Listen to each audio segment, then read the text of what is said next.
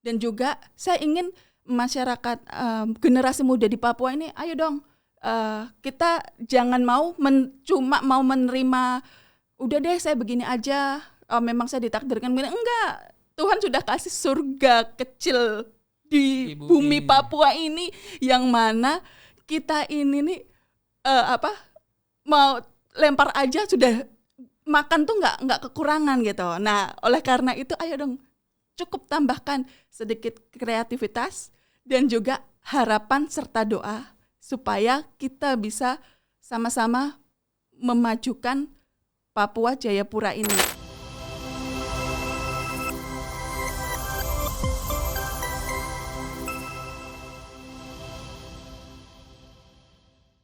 Salam jumpa Sobat Tobi dimanapun berada. Jumpa lagi di podcast pemerintah Provinsi Papua yang dikelola oleh Dinas Kominfo dengan saya Chris. Melalui podcast Tobi kita akan memberikan informasi di segala bidang. Papua kreatif, Papua informatif. Hari ini kita kedatangan tamu narasumber Ibu Herlina Sinaga ya. Ya. Kita topik hari ini memajukan UMKM daerah dengan menggunakan produk lokal. Oke, selamat pagi Ibu Herlina. Ya, selamat pagi Herlinda. Herlinda, oke. Ya. Minta maaf. Apa kabar? Luar biasa baik. Ya, terima kasih mau datang. Iya, terima kasih juga. Kita cerita dengan Tobi. Iya. Kita sebelum mulai mungkin Ibu Herlinda bisa perkenalkan diri dulu. Oke. Selama ini sehari-harinya bikin apa? Oke, ya. Oke, silakan. Oke, selamat pagi. Perkenalkan saya Herlinda Sinaga, panggil saya Linda.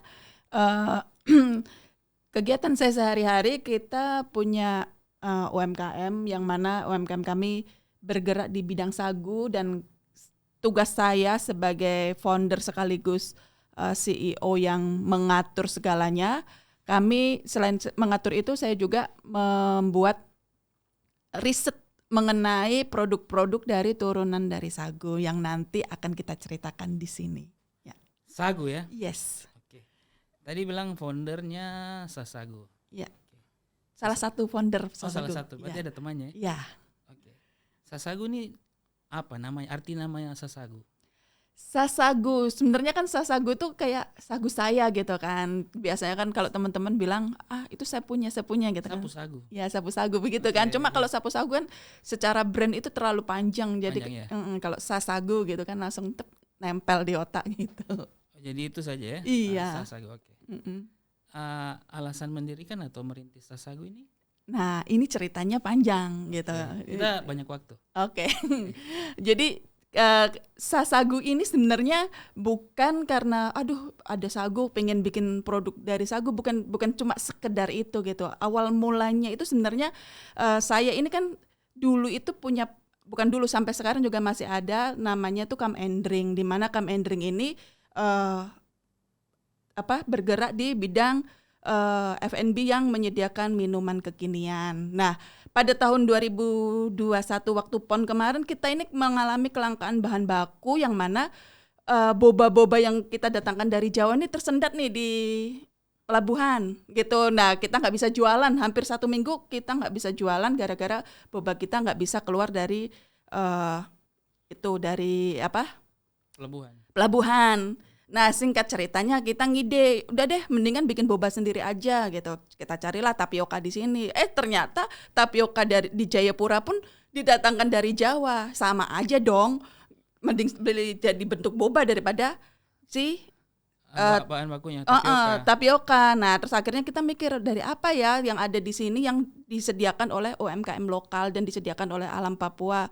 Waktu itu belum terlalu mengenal sagu, tetapi waktu ada kita riset, kita cari tahu, ada sagu gitu. Nah, mulailah kita selama 1 tahun ini kita meriset boba dari sagu gitu. Dan saat kita meriset juga, saya juga ketika meriset kan juga mempelajari karakteristik dari sagu itu ya, secara akademis kan. Ternyata sagu ini memiliki manfaat dan juga memiliki kandungan yang sangat bagus. Justru ketika jadi boba yang saat itu lagi booming viral, justru malah lebih bagus. Kalau boba yang selama ini beredar dari tapioka itu bikin penyakit, kalau dari sagu malah lebih sehat dan memperlancar pencernaan gitu. Nah, terus akhirnya kita bikin, Nah, singkat ceritalah, saya mengikuti beberapa kompetisi ke Mandalika, terus ke AKI, ke IFI, Indonesian Food Innovation, terus juga tahun ini juga masuk ke Australian Award juga gitu kan. Nah,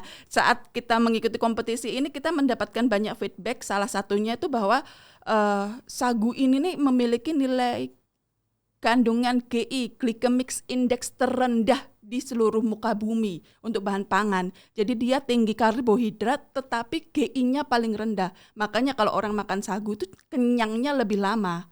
Dan kalau kita olahraga nih, kita makan sagu sebelum olahraga, itu performa kita lebih 2 kali lipat lebih meningkat ketimbang kalau kita cuma makan nasi gitu.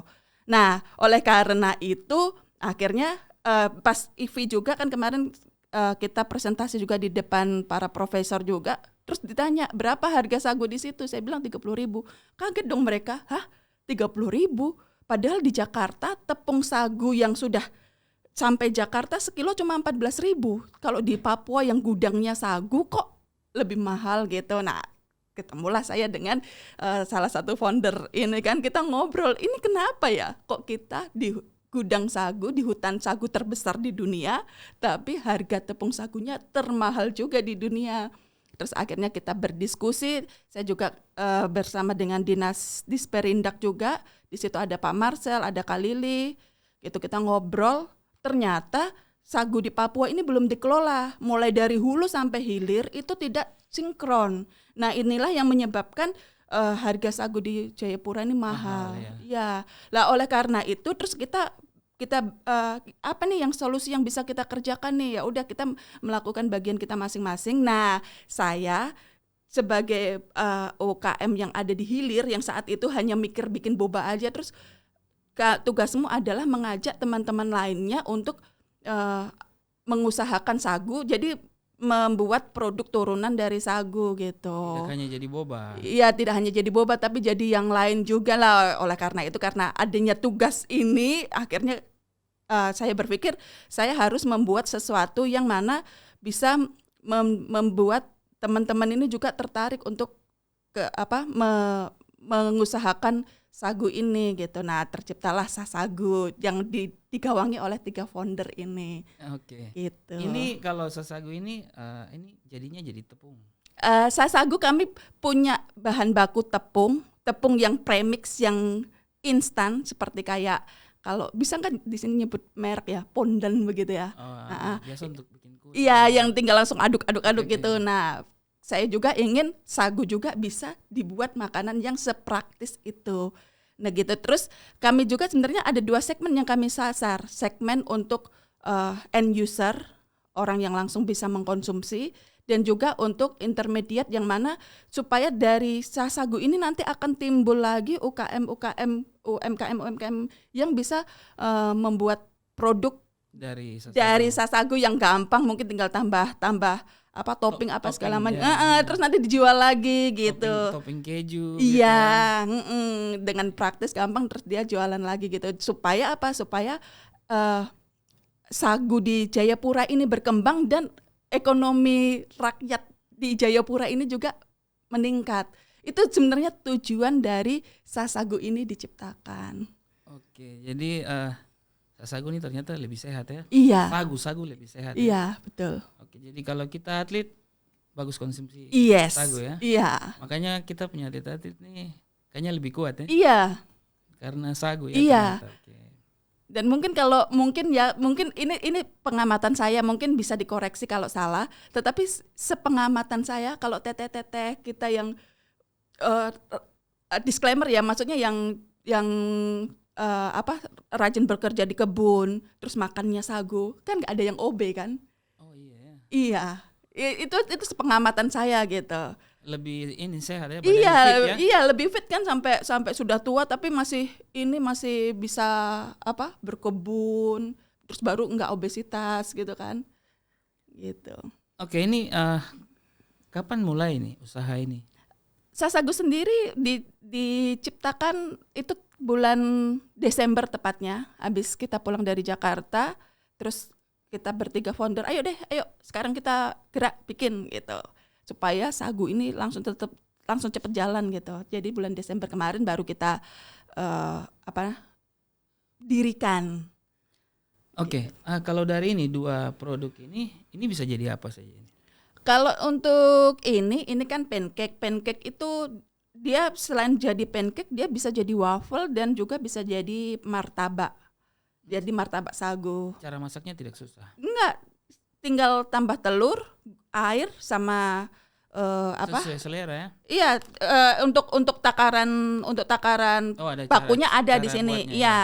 Cuma kalau misalnya pengen tambah manis, tinggal tambahin gula. Atau sebenarnya kan memang pancake ini kan tujuan aslinya kan sebenarnya dia kan enggak terlalu manis supaya bisa dikasih topping-topping di atasnya yang manis-manis begitu. Manisnya Iya, seperti itu. Terus ini juga bisa jadi makanan kekinian yang di dalamnya nanti dikasih ini keju mozzarella yang yang nanti ditarik bisa panjang begitu. Itu. Nah, terus kalau yang itu brownies bisa dikukus, bisa dipanggang juga. Caranya juga gampang. Jadi nggak mesti harus punya mixer, cukup kan kalaupun nggak punya garpu kan bisa ini kan. Pasti di rumah punya sendok kan, juga pakai sendok. Diaduk gitu. Iya, dan ukurannya pun juga ukuran pakai sendok. Kita bikin untuk ukuran sendok juga, gitu. Dan anti gagal. Pasti jadi. Oke. Jadi cuma 2 ini. Sebenarnya kami punya ada 5 produk dan ada salah satunya kami juga sudah punya premix cendol sagu. Terus juga kami juga punya cookies sagu. Cookiesnya tapi bedanya cookies sagu kami dengan sagu yang lain. Cookies sagu yang lain, kalau kami memang menyasar untuk teman-teman yang sedang berdiet atau yang sedang yang memiliki riwayat diabetes. Karena kami mengganti gulanya itu menggunakan gula stevia. Dan memang kendala kita saat ini adalah ya stevia juga tidak ada di Jayapura, yang harus didatangkan dari Jawa. Iya. Ini makanya kita termotivasi nih, ayo bikin gula dari sagu. Karena sagu kan mengandung glukosa, yang mana glukosa ini kan dasarnya adalah manis. Manis. Iya. Untuk buat gula. Iya. Ini produksinya di mana? Ya, kami produksinya di Jayapura, semuanya dari Jayapura. Gitu. Kami ada di samping asrama haji. Samping asrama haji itu masuk sedikit ke dalam itu ada namanya perumahan. Terus itu di situ ada balai-balai. Nah, nanti di situ rumah kopi dan working space balai-balai. Nah, kami ada di situ. Ternyata kita anak kompleks. Oh iya. Tapi mungkin saya jarang ke belakang, jadi saya agak di depan. Iya. Jadi, nanti saya main-main ke belakang. Iya, siap. Terus kita kalau mau dapat ini di mana produknya? Saat ini kami menyediakan ini bisa pesan langsung karena keterbatasan dari bahan baku. Sekali lagi bahan baku sagu ini. Terus yang kedua bisa juga kami juga ada display di balai-balai. Tapi kalau yang kami display hanya tertentu aja yang memang produksinya lagi banyak aja, seperti ini. Ini lagi banyak. Ini pasti kami ready ini. Stock. Iya, pasti ready stock in karena memang banyak permintaan untuk 2 produk ini. Oh, ini best seller. Ya sebenarnya cookies juga, cuma kami cookies ya itu tadi stevianya itu yang lebih sulit ya, iya, karena bahan. Okay. Jadi kalau ini medsosnya ada? Medsosnya ada, cuma saat ini kami untuk di medsos untuk komunikasi bisa 2 arah, ya bisa DM, iya. Tapi di IG sih ada nomor kontaknya juga? Ada. Oh, jadi orang kalau mau cari bisa lewat IG ya? Iya, bisa lewat IG, bisa DM juga. Nah ini tadi bilang pernah ikut event. Iya. Coba ceritakan salah satu event yang paling berkesan. Event yang berkesan. Sebenarnya terus terang aja berkesan semua ya. Oke. Kalau cerita semua boleh juga. jadi ini saya di sini tuh sampai sekarang masih nggak menyangka ya, karena sagu Papua ini saya bisa keliling Indonesia, bahkan nanti bulan Agustus diundang ke Australia untuk belajar ekspor di sana gitu, hanya karena sagu gitu. Nah, terus jadi sagu selain bikin sehat bisa bikin jalan-jalan. Iya, bisa bikin jalan-jalan gitu. Bahkan saya ketemu dengan Pak Menteri Sandiaga Uno, terus Pak Agus Menteri Perindustrian, Pak Agus siapa ya, lupa itu namanya. Itu terus ketemu Kakak Billy Mambrasar.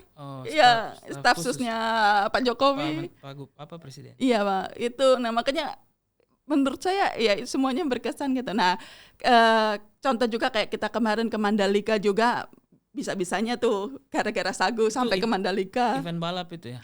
Waktu itu bagian dari Mandalika itu. Ya maksudnya pada saat ada balapan motor itu atau? Lebih dari itu sebenarnya. Kita difasilitasi oleh Kemenparekraf untuk untuk presentasi di depan manajer hotel di seluruh Mandalika. Lombok, bukan cuma Lombok. di Mandalika, semua NTB. iya NTB itu, dan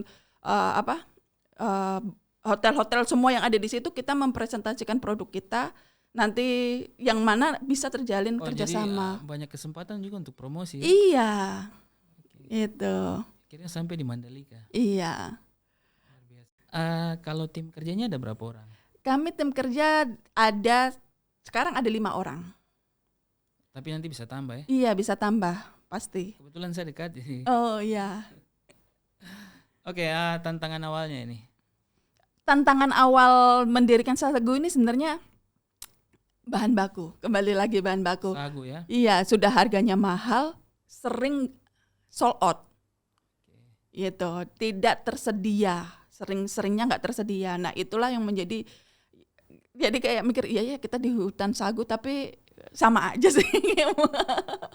Gitu itu. Kalau sagu di pasar kan banyak, tapi kan yang kalau sagu yang di pasar itu juga setelah saya menghitung kosnya itu lebih mahal ketika saya mengolah lagi menjadi tepung. Nanti ini jadi lebih mahal lagi ya? Iya, mendingan saya beli yang sudah jadi tepung daripada saya beli yang di pasar. Karena itu kan kalau yang di pasar misalnya beli yang 20.000 masih basah juga. Masih basah, kalau dikeringkan nggak sampai 1 kilo. Jadi lebih sedikit ya? Iya. Dan kualitasnya pun kan juga nggak bisa dipastikan bagus. Maksudnya ketika saya mengolah menjadi tepung kan belum tentu kualitasnya lebih bagus yang saya bikin sendiri daripada tepung. Saya beli yang sagu. sudah tepung. Iya. Jadi itu ya tantangannya. Iya. Tepungnya sulit ya? Sudah dari tepungnya sulit, terus ya banyak hal lah. Inilah makanya kami komunitas kami ini kami sebutnya itu ekosistem sagu yang sedang kami rintis ini nih yang harus banyak didukung ini, bukan cuma kita aja, tetapi kalau bisa ya dari kementerian dari Dinas Pertanian, Disperindak, itu kan bisa, ayo dukung dong, bantu gitu supaya ini bisa berkembang. Kalau gitu. di Kota Jayapura kan ada Dinas Perindak Provinsi Papua, Kota Jayapura, Kabupaten Jayapura. Iya. Ada 3. Yang saya sudah berkomunikasi kepada 2, yang kota dengan provinsi. Yang merespon itu yang dari provinsi. Yang Kabupaten kami belum ke sana ya karena bukan sagunya banyak kan di sana. Iya, mungkin ya itu belum dapat channel kali ya gitu, dan juga ya memang saat ini kan kita berkomunikasinya sama Disperindak provinsi yang katanya mau bantu untuk mengurus yang di bagian hulu ini gitu. Itu karena mereka urusannya ya. Iya. Nanti mungkin sekalian dengan Dinas Pertanian karena sagu ini. Iya betul. Apalagi kalau ini nih, kemarin kami waktu masuk di Indonesian Food Innovation yang Kemenperin di Jakarta, alangkah bagusnya kalau seandainya Dinas Pertanian di Papua ini bisa membantu salah satu kelompok petani sagu untuk mengeluarkan sertifikat organik. Sebenarnya kan nggak usah pakai sertifikat pun kita sudah tahu bahwa hutan sagu di Papua ini organik tanpa pupuk sama sekali. Tetapi kan kita nggak bisa mengklaim organik karena kita nggak punya sertifikatnya. Harus ada dasarnya. Iya, kalau kita punya sertifikat, saya tempel di sini organik karena memang asalnya organik. Ada dasarnya. Iya, udah pasar luar negeri itu tutup mata. Jual berapapun pasti orang beli. Gitu. Harapan untuk anak-anak muda Papua yang terjun di dunia usaha. Ya, harapannya bagian dari Sasagu juga kami visi misi dari Sasagu ini bukan hanya menciptakan produk yang sehat untuk masyarakat, tetapi juga kami ingin lewat Sasagu juga tercipta juga UKM pengusaha-pengusaha lokal yang mana ayo kita sama-sama deh berkembang, mengembangkan apa yang ada di sekitar kita. Melihat nih sekitar kita ini ada apa dan apa yang dibutuhkan oleh market. Nah, ketika kita bisa menjadi jembatan antara supply dengan demand, nah otomatis ekonomi di sini pasti akan berkembang. Ekonomi lokal. Iya, ekonomi lokal pasti akan berkembang. Dan juga saya ingin masyarakat generasi muda di Papua ini, ayo dong kita jangan cuma mau menerima, udah deh saya begini aja, memang saya ditakdirkan begini. Enggak, Tuhan sudah kasih surga kecil di bumi Papua ini yang mana kita ini nih mau lempar aja sudah makan tuh nggak kekurangan gitu. Nah, oleh karena itu ayo dong cukup tambahkan sedikit kreativitas dan juga harapan serta doa supaya kita bisa sama-sama memajukan Papua Jayapura ini dan juga bisa memberkati bangsa-bangsa, memberkati dunia lewat apa yang kita miliki di Papua ini. Iya. Bayangkan kalau seandainya semua boba-boba pakai boba dari Sasagu. Iya. Kan jadinya lebih banyak ini kan pengusaha petani sagu gitu. Sagunya lebih banyak untuk bikin ini. Bisa jadi boba-boba. Iya, betul. Iya. Dan makanya kalau seandainya dari hal kecil ini kita bisa mengolah sagu jadi makanan yang diinginkan oleh market di luaran sana. Makanan sehat. Iya, makanan selain sehat juga kan sagu ini juga katanya sih saya dengar-dengar digadang-gadang menjadi salah satu program pemerintah untuk ketahanan pangan. Nah, dengan adanya begitu kan otomatis yang ada di hulu ini pasti kan juga akan permintaan meningkat nih, pasti kan mereka juga akan berproduksi dan penghasilan meningkat. Oke. Kita masih ada yang mau ditambahkan sebelum kita tutup? Kalau saya ini aja sih, keinginan saya nih, ayo misalnya ada teman-teman yang bukan kebetulan pas lihat podcast ini terus nonton podcast ini terus mau ini dong saya tertarik mau gabung atau mau belajar, silahkan aja.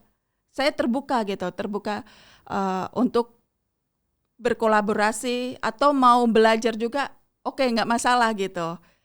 Karena memang kerinduan kami adalah sagu di Papua ini bisa berkembang dan juga generasi muda Papua juga berkembang, bisa menghasilkan, bisa menciptakan entrepreneur muda dari Papua dan untuk kesejahteraan masyarakat di Papua. Ya, kalau sudah laku nih pasti kita punya ekonomi naik ya. Amin ya. Kita cukup ya. Sabar. Ini saya ada bawa ini kemarin bikin brownies dari itu, yang ini, dari premix itu. Nah, ini nanti dia jadinya seperti ini. Ini dari premix brownies itu. Nanti tim selesai kita bisa coba ya. Iya, boleh. Oke. Terima kasih sudah kasih kita salah satu. Nanti kita contoh, kita juga bisa review. Ya, siap. Nah, kita review jujur ya. Ya, siap. Oke, demikian edisi podcast kali ini. Jumpa lagi di edisi menarik lainnya. Papua Kreatif, Papua Informatif.